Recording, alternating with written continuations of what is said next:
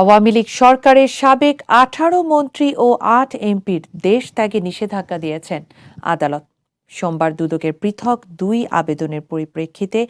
এই আদেশ দেন আদালত। দেশ ত্যাগে যাদের নিষেধাজ্ঞা দেওয়া হয়েছে তারা হলেন সাবেক পররাষ্ট্রমন্ত্রী মোহাম্মদ হাসান মাহমুদ, বিদ্যুৎ, জ্বালানি ও খনিজ সম্পদ মন্ত্রণালয়ের সাবেক প্রতিমন্ত্রী নসরুল হামিদ, নৌ পরিবহন মন্ত্রণালয়ের সাবেক প্রতিমন্ত্রী খালিদ মাহমুদ চৌধুরী, সাবেক আইসিটি প্রতিমন্ত্রী জুনাইদ আহমেদ পলক, সাবেক প্রাথমিক ও গণশিক্ষা প্রতিমন্ত্রী মোহাম্মদ জাকির হোসেন,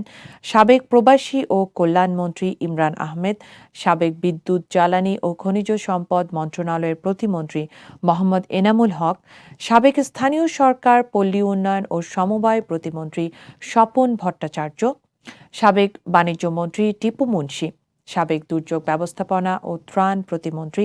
ডাক্তার এনামুর রহমান, সাবেক আইনমন্ত্রী আনিসুল হক, সাবেক স্থানীয় সরকার, পল্লী উন্নয়ন ও সমবায় মন্ত্রী মোহাম্মদ তাজুল ইসলাম, সাবেক ধর্ম বিষয়ক মন্ত্রী ফরিদুল হক খান, সাবেক বস্ত্র ও পাট মন্ত্রী গোলাম দস্তগীর গাজী, সাবেক যুব ও ক্রীড়া মন্ত্রণালয়ের প্রতিমন্ত্রী মোহাম্মদ জাহিদ হাসান রাসেল, সাবেক দুর্যোগ ব্যবস্থাপনা ও ত্রাণ মন্ত্রণালয়ের প্রতিমন্ত্রী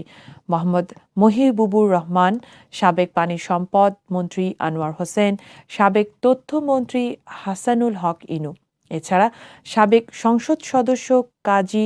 নাবিল আহমেদ, শহীদুল ইসলাম বকুল, AKM সরওয়ার জাহান, শেখ আফিল উদ্দিন, মেহের আফরোজ,